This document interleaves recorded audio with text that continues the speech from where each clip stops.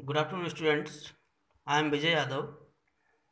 Now I am going to teach you active and passive voice. Yesterday we learned about present continuous tense. Today we are going to learn about present perfect continuous tense, how to change active voice sentences to passive voice.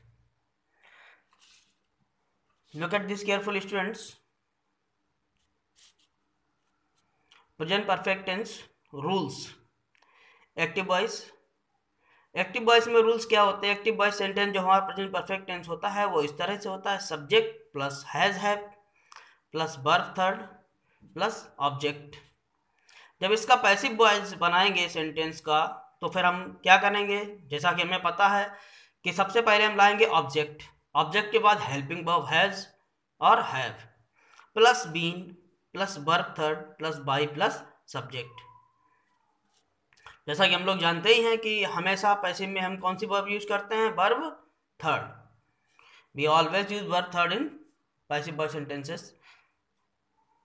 Examples: your first sentence, she has taken a cup of tea. She has taken a cup of tea. So we have to write first object. Object is here a cup of tea. A cup of tea has been taken by her. A cup of tea has been taken by her.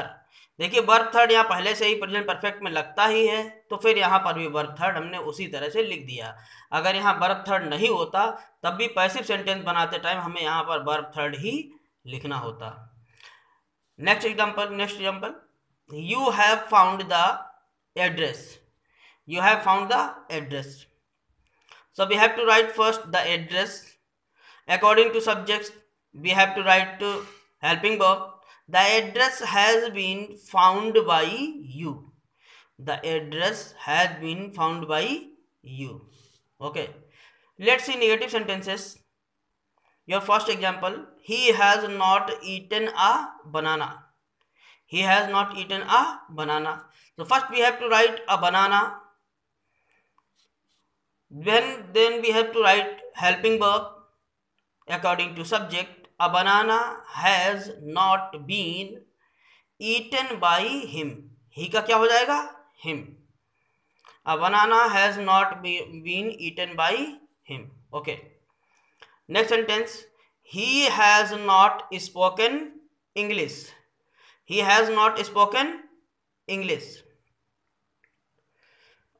तो सबसे पहले हम लिखेंगे English object में, object हमारा English है। English has not been spoken by him, he का him हो जाएगा।